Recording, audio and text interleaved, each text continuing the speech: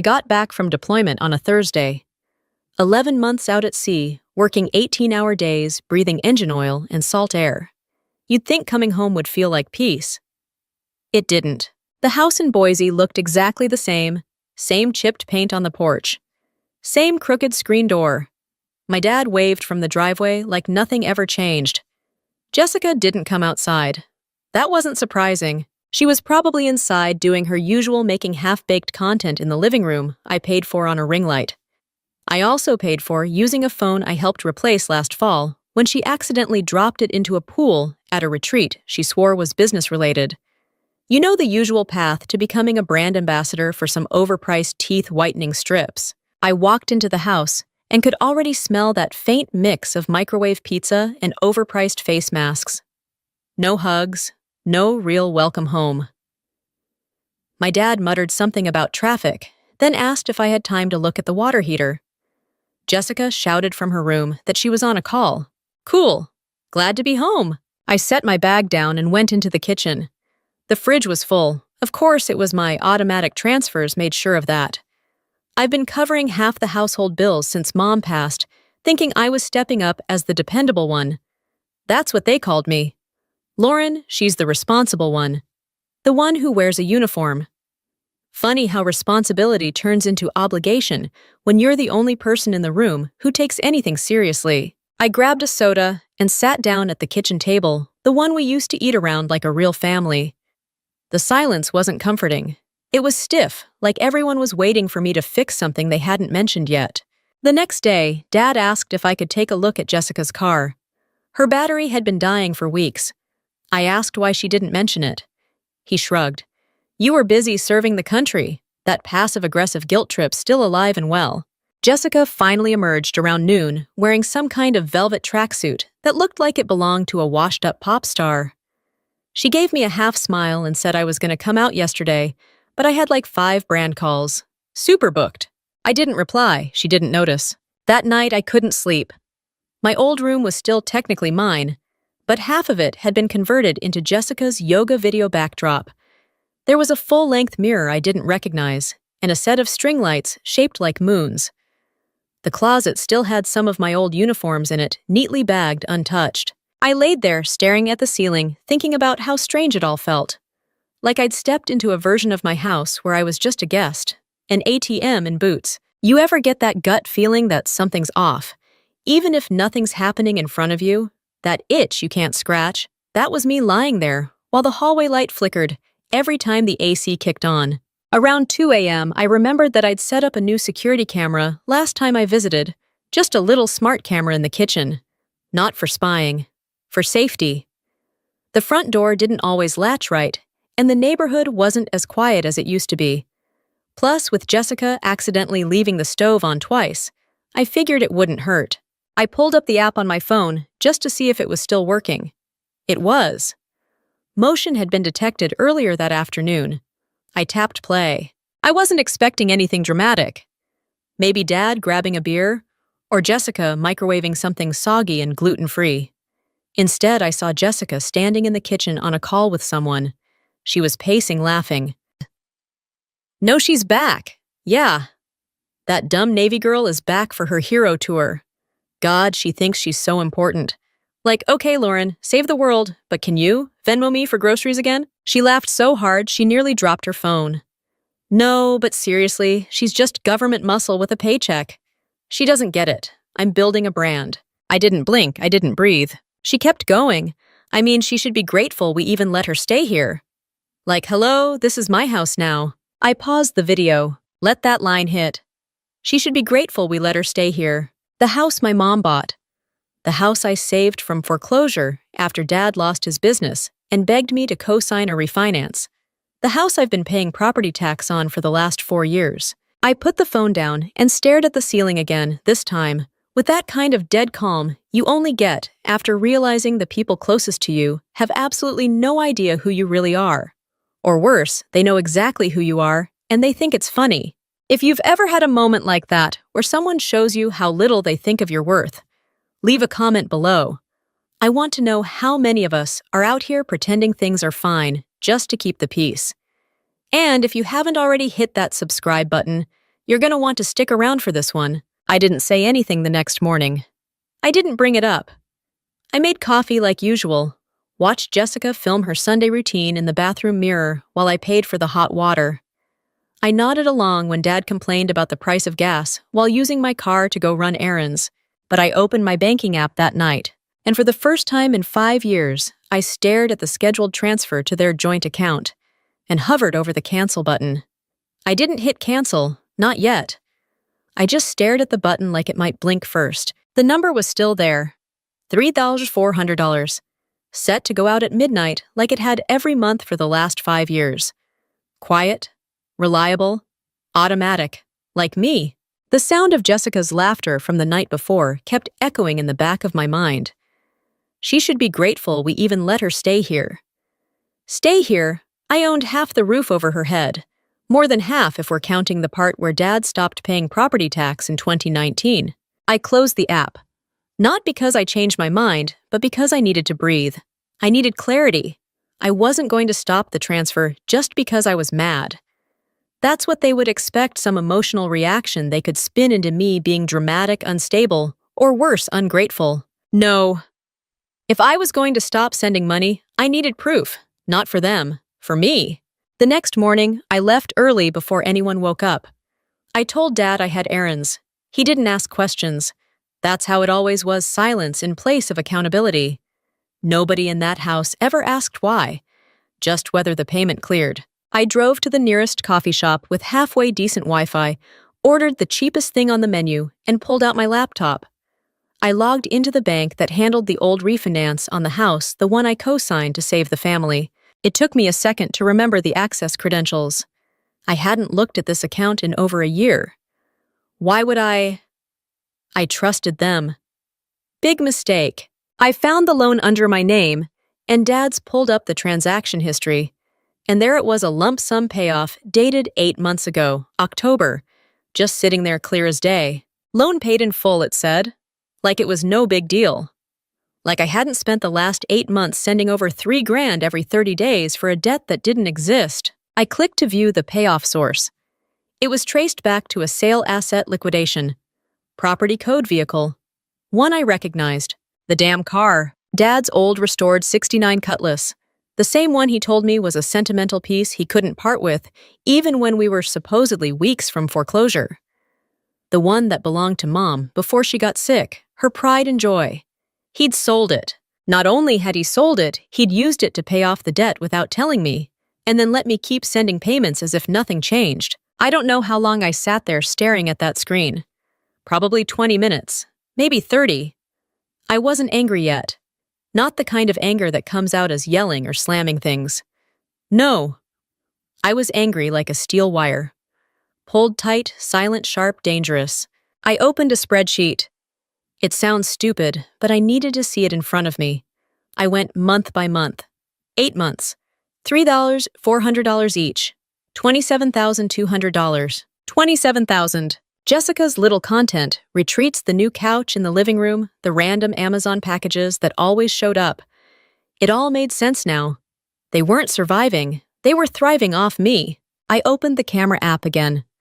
I needed to hear it one more time, not to torture myself, but to confirm. Jessica was in the kitchen again that afternoon, pacing with her phone. I don't know why she still sends it. She's like trained or something. It's hilarious. Trained, like a dog. She laughed again and added, I mean, maybe it's guilt. She got the uniform, I got the personality. I paused the video. There it was. The whole family playbook summarized in 10 seconds. I was the guilt sponge. The fixer.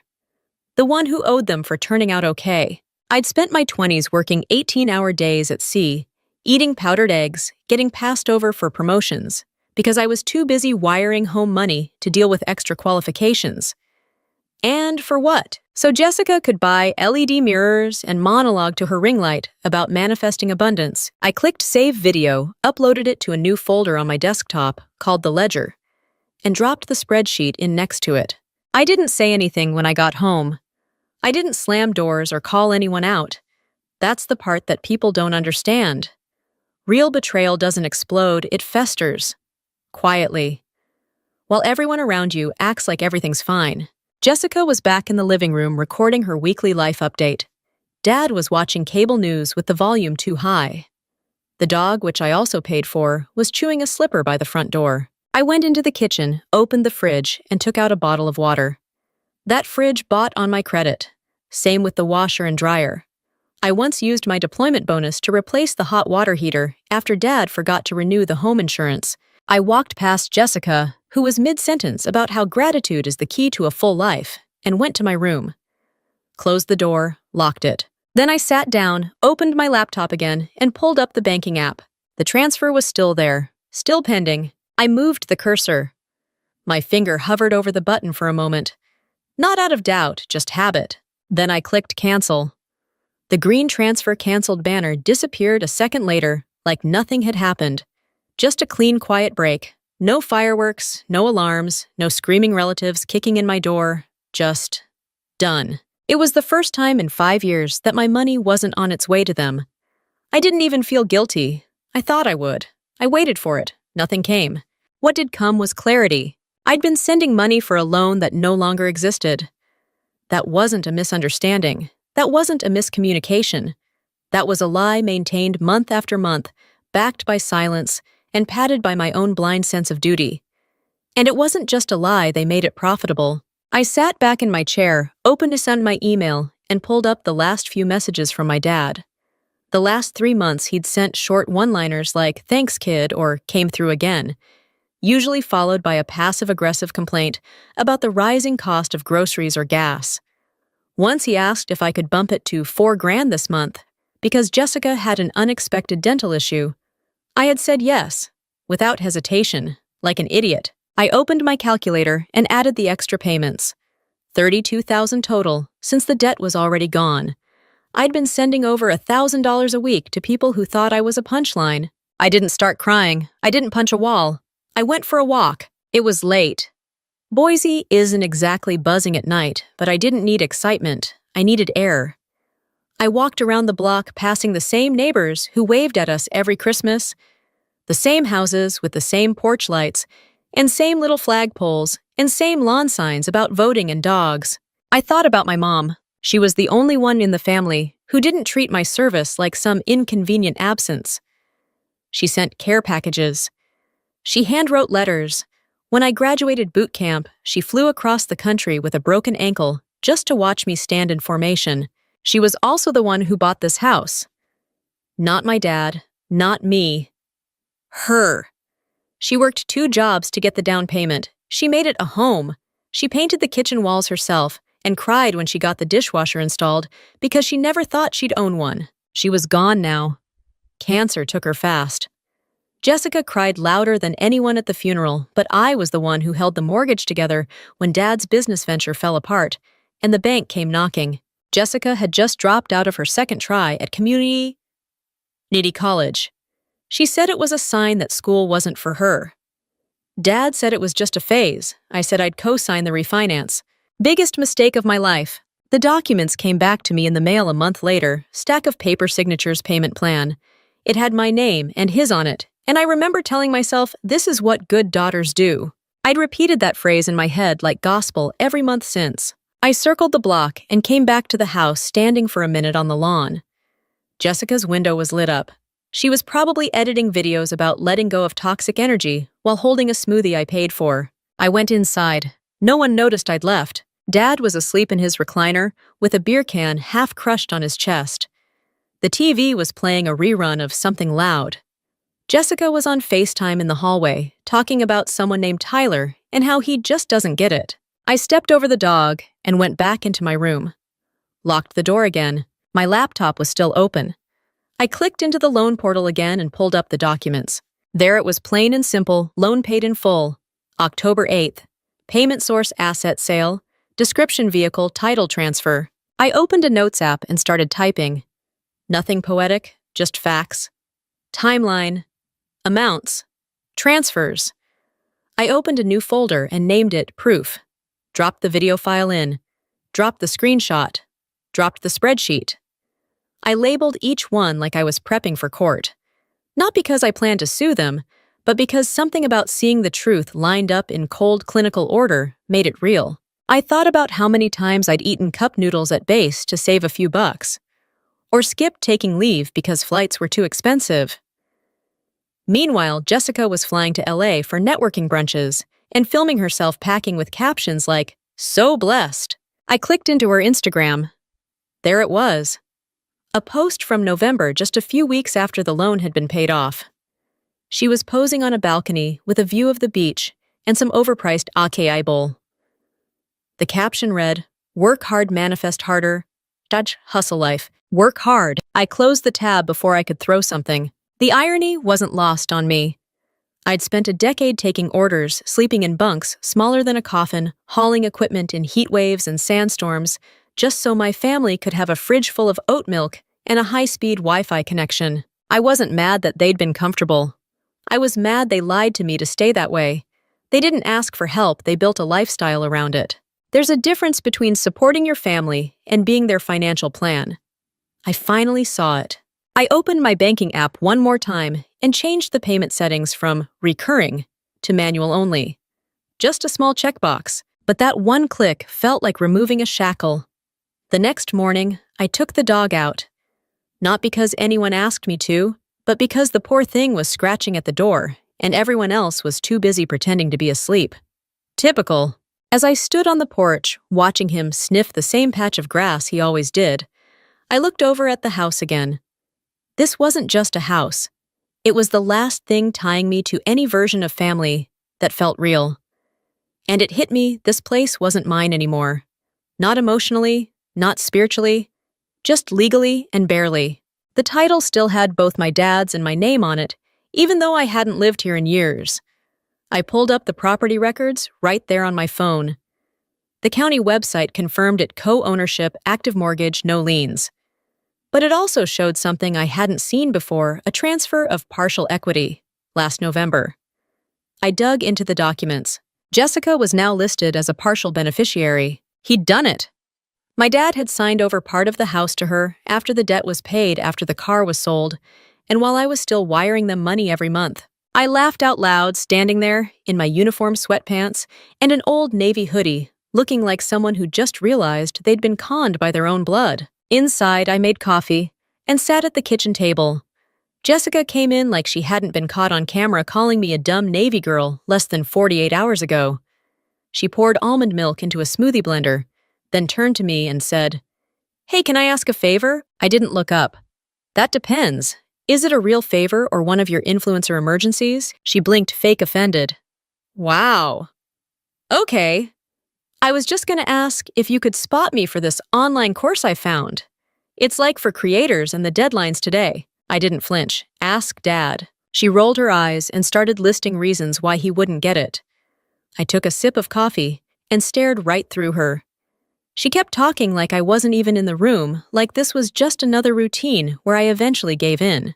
But I didn't give in. I stood up, grabbed my mug, and walked out without saying a word. Back in my room, I pulled up every email and message related to the mortgage, the old loan, and the car title.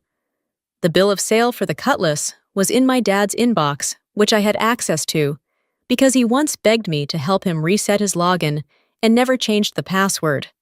Classic move. I downloaded the document. It wasn't just a shady private sale. It was through a collector in California. Market value listed $24,500, which matched the payoff amount on the loan down to the dollar. So not only had he sold the car to pay the loan, he timed it perfectly, then never told me, and kept taking my money like nothing happened. The kicker. He forwarded the confirmation email to Jessica, not me. The subject line was handled. She won't know. I stared at that line for a while. She won't know. That was the plan. That was the whole strategy. Keep Lauren in the dark, keep the money flowing, and keep smiling like nothing's wrong. They didn't just forget to tell me the silence was intentional. A family con job. That's when it all clicked. Every time I tried to ask questions about the loan, Dad would get weirdly vague. Every time I visited Jessica was extra sweet for the first day, then suddenly needed something. And every time I mentioned budgeting someone in the house would bring up Mom. They'd weaponized grief.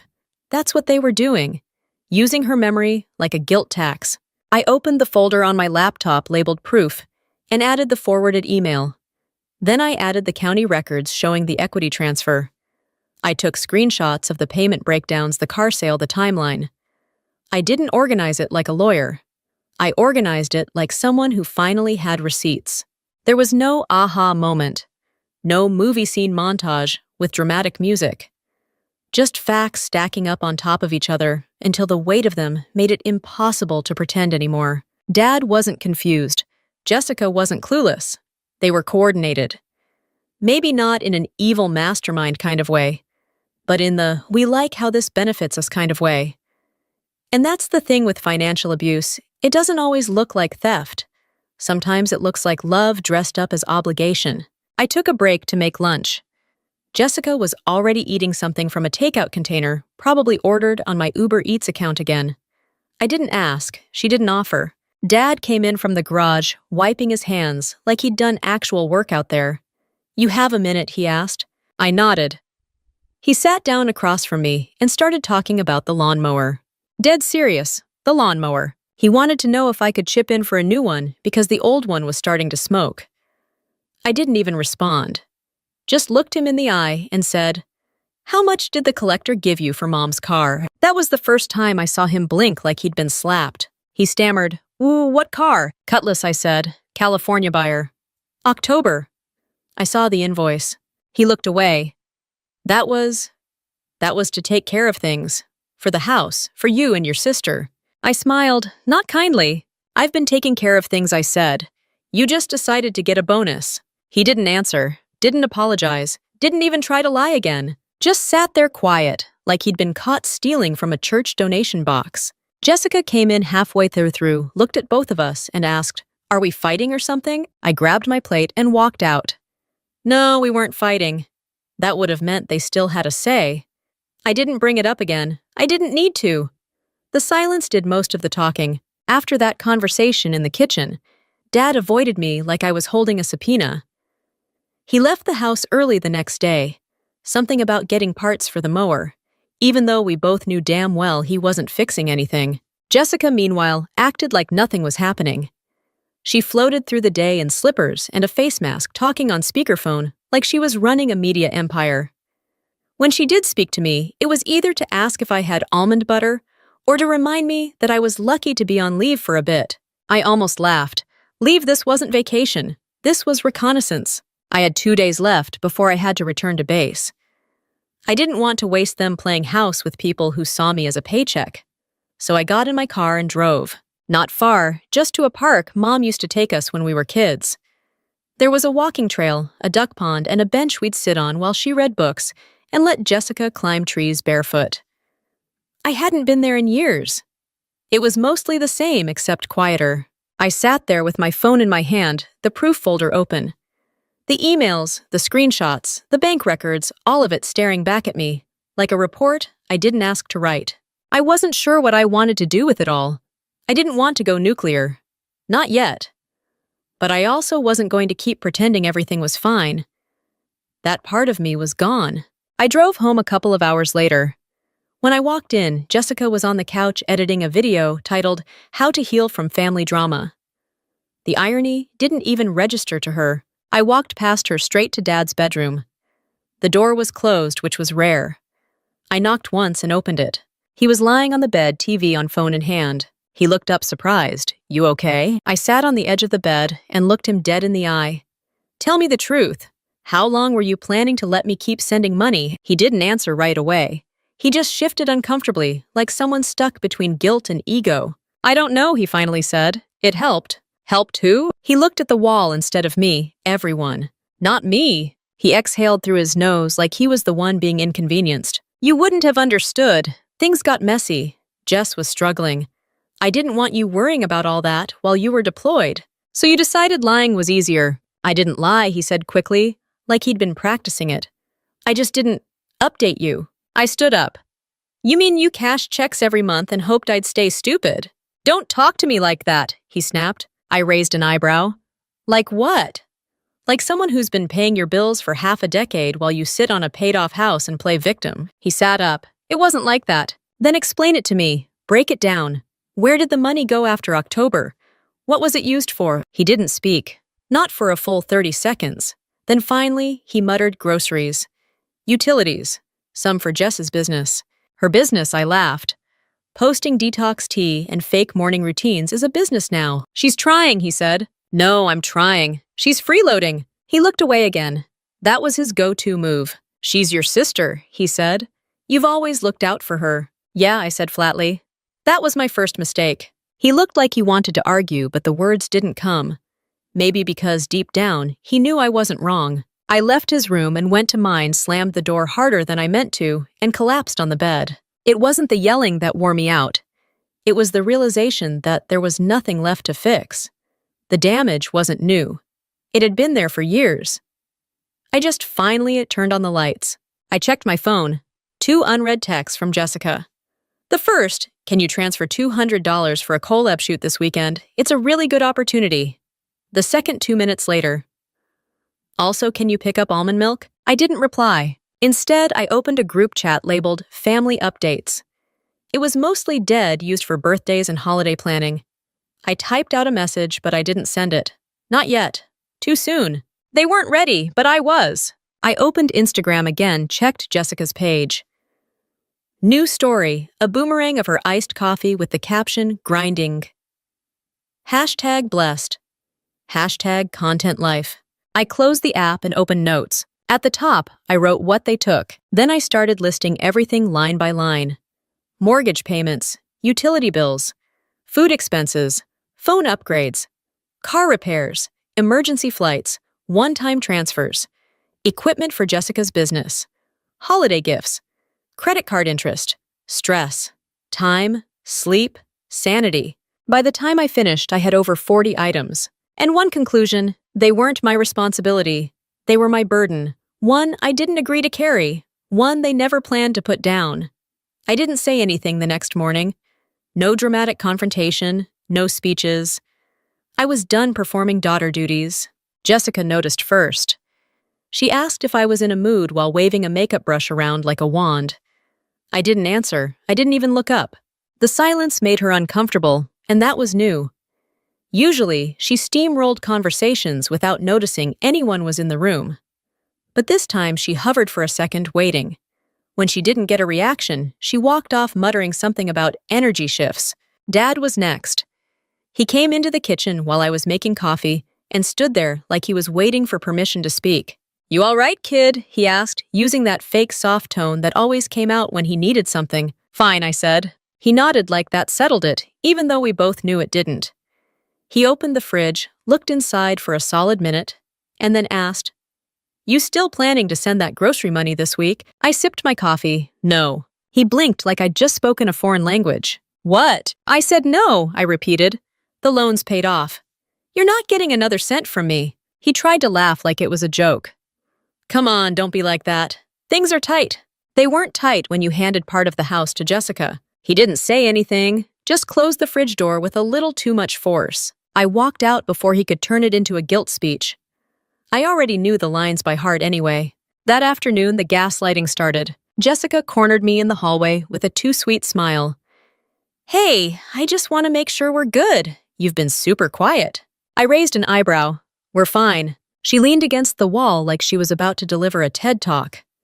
"It just feels like you've been kinda off. And I know being deployed messes with your head, so I figured maybe it's like a reintegration thing." There it was, the twist, the casual dig wrapped in fake concern. If I didn't play nice, the narrative would become Lauren's unstable because of the Navy. I kept my tone flat. My head's fine, my tolerance isn't. Jessica frowned. "Wow. Okay, I was just trying to help." Help would have been telling me the truth. She folded her arms. "This is why nobody talks to you about stuff. You always make it about being betrayed." I laughed once. "You literally betrayed me." "You're being dramatic." There it was, the golden phrase. A family classic. Used every time someone wanted to rewrite history without changing the facts. I walked past her without another word. Later that evening, Aunt Marlene called. I didn't pick up. She left a voicemail. "Hey, sweetie, I just heard you're upset. Jessica said something about you feeling used. I'm sure it's just a misunderstanding. Don't let stress from the Navy cloud your judgment." "Okay, we love you." I stared at the screen. Judgment, misunderstanding. They were already rewriting the script. If I pulled away, I wasn't setting a boundary, I was having a breakdown. If I stopped paying, I wasn't correcting an injustice, I was abandoning my family. That night, I sat in the garage, with the lights off, just listening to the quiet hum of nothing. I used to come out here when I was a teenager, just to get space. It smelled the same old paint rust, a bit of gasoline. The only place in the house that hadn't been remodeled with my money. I opened my phone and went to the proof folder again. Everything was still there, cold, unchangeable evidence. And yet somehow, I was still the one being painted as unstable. That's the thing about emotional manipulation. It doesn't require yelling or threats. Sometimes it's just repeated enough that you just start to doubt your own math. The next morning, I left the house early, got in my car and drove to a diner on the edge of town. I needed coffee that didn't come with side-eye or silent judgment. While I sat at the counter scrolling through my emails, a new one came in from Dad. Subject, can we talk? The body of the email was just one line. I think you're overreacting. We're family. No apology, no acknowledgement. Just the assumption that if he called it a misunderstanding, I'd fold. I closed the email and flagged it. Not to respond, just to remind myself how low the bar had been set. By noon, Jessica had posted a selfie captioned, "People will try to bring you down when your light shines too bright. Let them squint." Comments full of heart emojis and "So true, queen." I laughed into my coffee. Let them squint. She was squatting in a house paid for by someone she publicly mocked, and now she was branding herself as the victim of toxic energy. I opened my notes app and added another item to the list under what they took. My silence. Because that's what this whole thing had depended on. Not just my money, but my silence. My ability to take the hits and smile through them. To be the bigger person, to fund the fantasy. But once you see the strings, the puppet show loses its magic. I didn't send the message right away. Not because I was hesitant, but because I wanted it to land like a hammer, not a warning. Everything I'd gathered was sitting in one folder. Screenshots, videos, bank records, voice memos. The email where Dad said she won't know. Jessica calling me the dumb Navy girl on a camera I installed and paid for. A trail of betrayal clear enough that even the most naive aunt in Florida couldn't spin it into a family misunderstanding. I opened the old family updates email thread. It was still there, still full of threads about Thanksgiving plans, church potlucks. And the time Jessica fake cried about losing her job at a frozen yogurt shop, she quit after 2 weeks. I clicked reply all. The cursor blinked. I typed without emotion, just facts. Hi everyone. I'm writing to formally end all financial support to Dad, Jessica, and this household. The mortgage loan was paid off in full 8 months ago from the sale of Mom's Cutlass. Despite this, I've continued sending $3,400 per month under the impression that the loan was still active. This money has been used for personal spending, vacations, equipment upgrades, not housing security. Then I attached the receipts, the documents, the proof, and finally I wrote one last line. Please do not contact me unless it's to discuss repayment. I hit send. No dramatic music, no phone ringing off the hook, just silence. The kind of silence that vibrates because it's about to be broken. It took exactly 21 minutes. First came Aunt Lisa, subject line, "Are you okay?" The email was a soft panic attack disguised as concern. "I'm sure there's been some kind of miscommunication. Your dad has always meant well.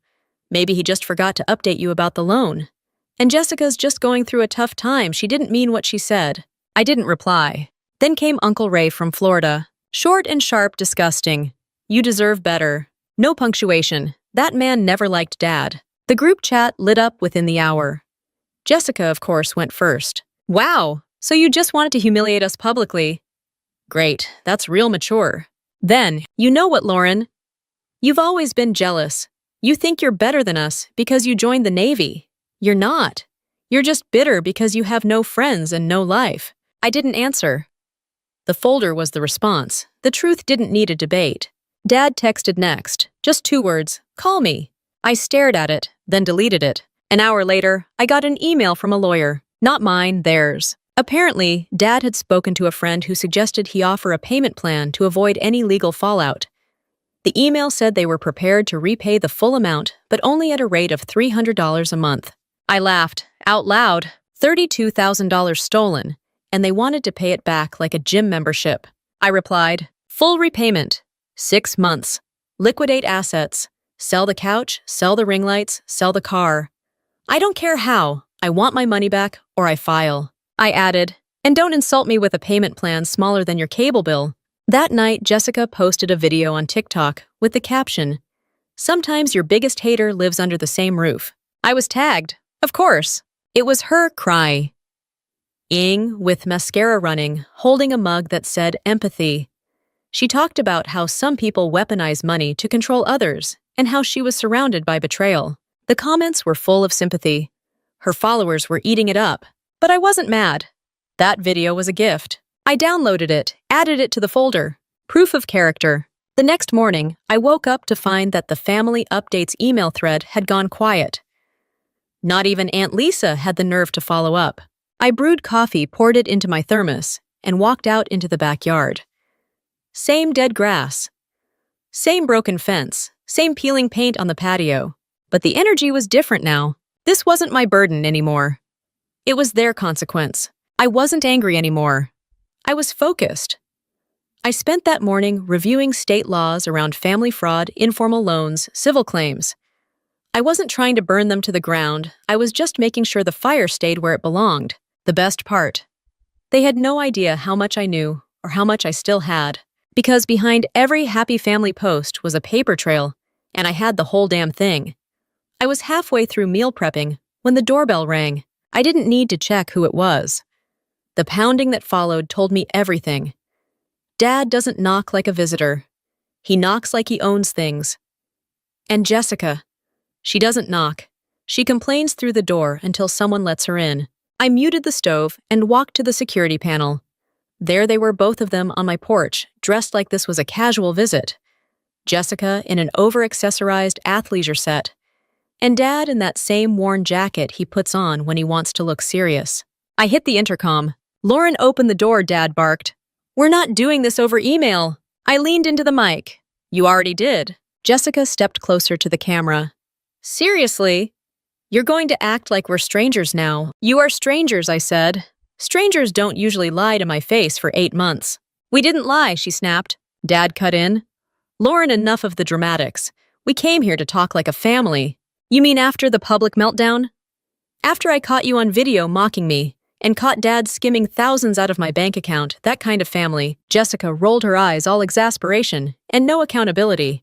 "You always twist things." "No, I just recorded them," she scoffed. "God, you are so—" I cut the intercom. They didn't leave. They buzzed again. Knocked. Knocked harder.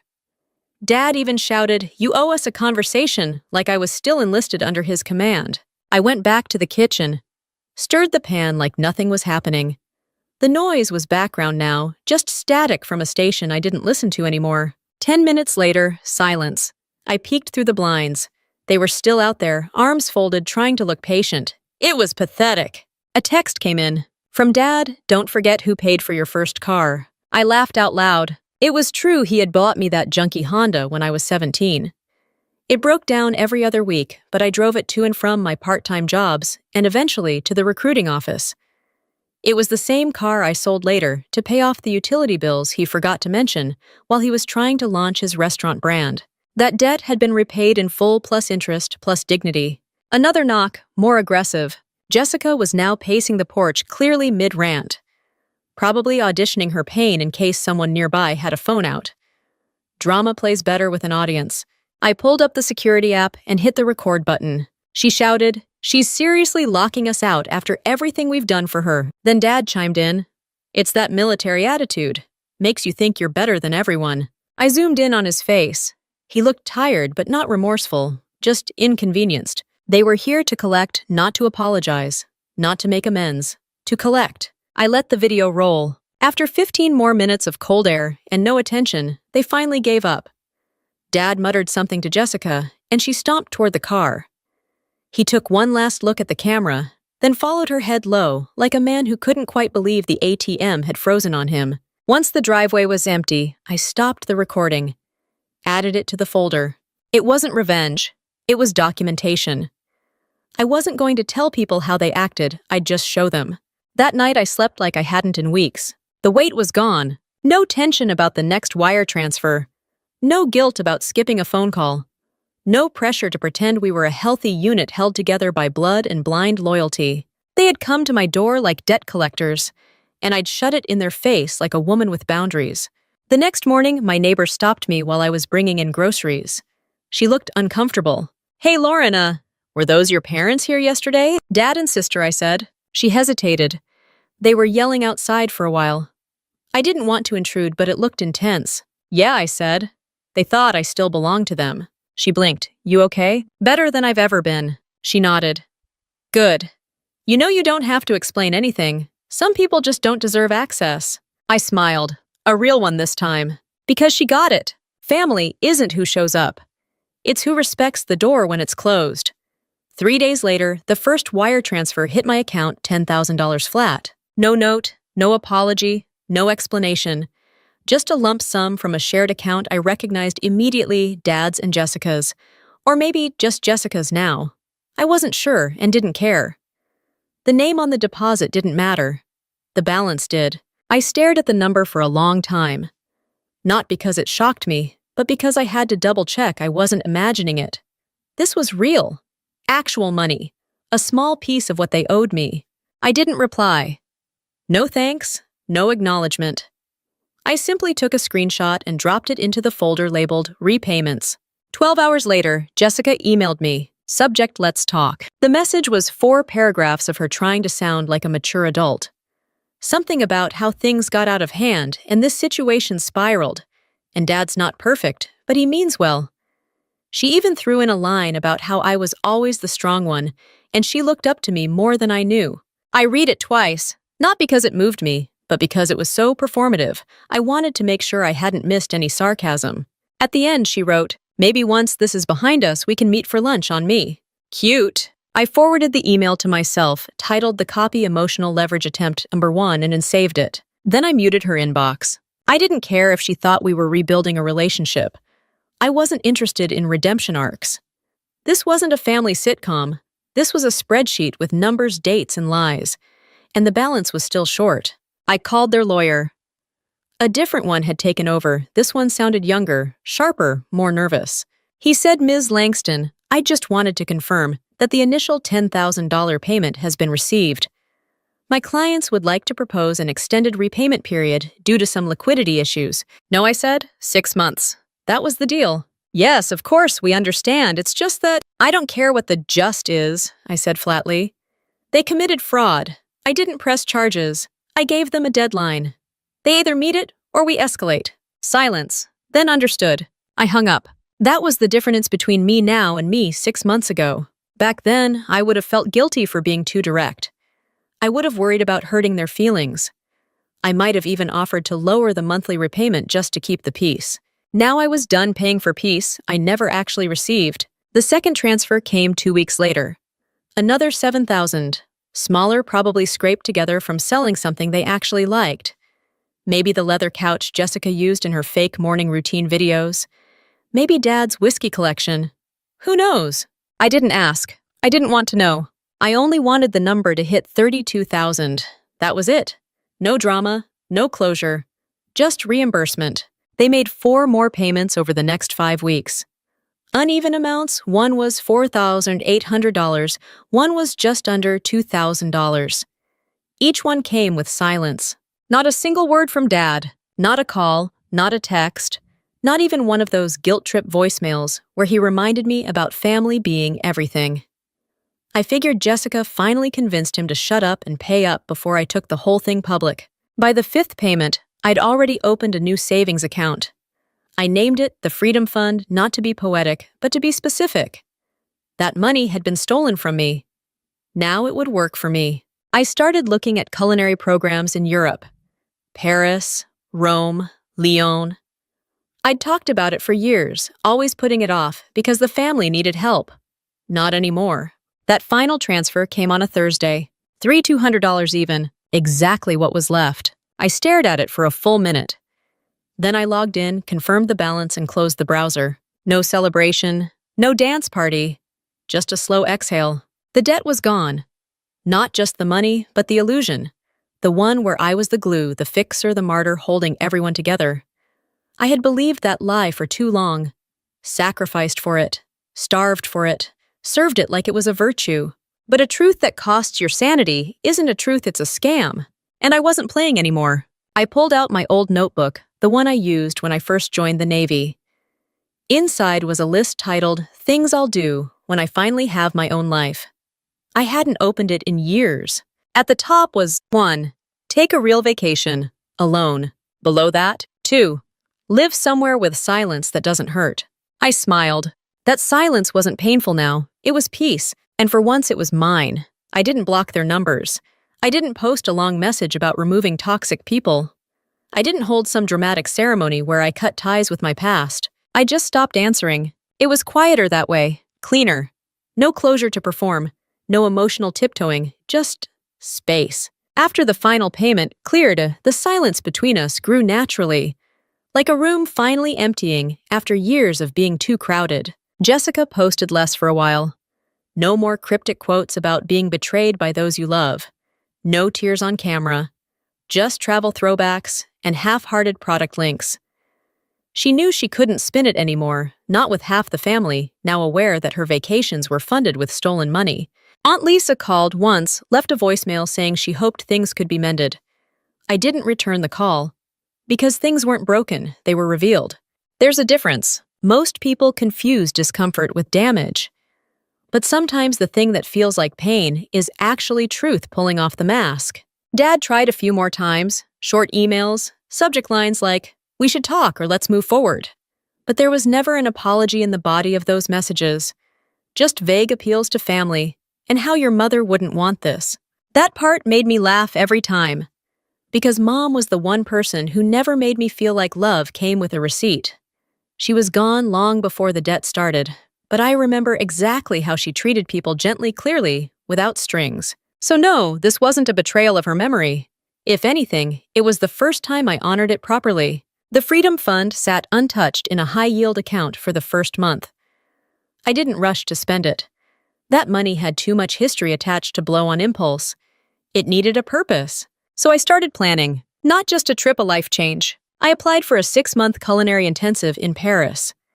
Not just because it was in Paris, though, let's be honest, that helped, but because it was mine. My choice. My investment. No one else's fingerprints on it. I didn't ask permission. I didn't tell anyone, not even my closest friends, until the paperwork was final and the deposit was paid. It felt like freedom. Not fireworks or confetti. Just clean air. Like walking out of a room you didn't realize was suffocating you. When I told my CO that I'd be taking leave at the end of the quarter for the program, he raised an eyebrow and said, "You finally doing something for yourself?" I smiled. "Yeah, about time, right?" He nodded. "Damn right." That conversation stuck with me. Not because of what he said, but because of what I didn't have to explain. He got it. Some people do. And the ones who don't, they're the ones who think a daughter is just a safety net in uniform. A walking credit card with a sense of duty so deep you forget it has a bottom. When I left for Paris, I didn't tell Dad. I didn't leave a key with Jessica. I just turned off the lights in my apartment, packed my bags, and locked the door behind me. And for the first time, it felt like my door. Not something I kept open just in case they needed something. Not something I left cracked out of guilt. Mine. Fully, finally, mine. I landed in France on a cool morning, jet-lagged and wide-eyed, standing outside a stone building that smelled like bread and lavender. I walked into the kitchen classroom, shook hands with strangers who didn't know a single thing about my past, and slipped on a white apron that felt lighter than anything I'd worn in years. Not because it was made of cotton, but because it came without expectation. In that first week, I learned to make pain au chocolat from scratch. My instructor was strict, hilarious, and didn't care where I came from, only whether I could follow the technique. It was perfect. At night, I'd sit in my tiny rental legs, sore from standing sipping tea and reading cookbooks like novels. No one asking for money. No passive-aggressive texts. No doorbells I was afraid to answer. Just peace, not the kind you have to buy. The kind you make yourself. I still got the occasional email. Mostly promotional junk, but sometimes a stray message from home. I didn't read them. Not out of spite, but because I no longer needed the story they were trying to sell. I wasn't the villain. I wasn't the savior either. I was just someone who finally decided the weight wasn't hers to carry anymore. People ask what it's like to walk away from your family. I tell them it's not walking away, it's walking toward yourself. I didn't burn a bridge. They handed me the matches, and I decided not to keep living in smoke. Now I live by one rule: just because someone shares your blood doesn't mean they get a blank check to your peace. I earned my freedom financially, emotionally, and personally, and I don't owe anyone a damn refund. Thanks for sticking with me through this story. If you're into real family drama revenge stories, or stories from military women who've had enough, this is your place. Go ahead and subscribe to the channel so you don't miss what comes next. Your support means more than you know.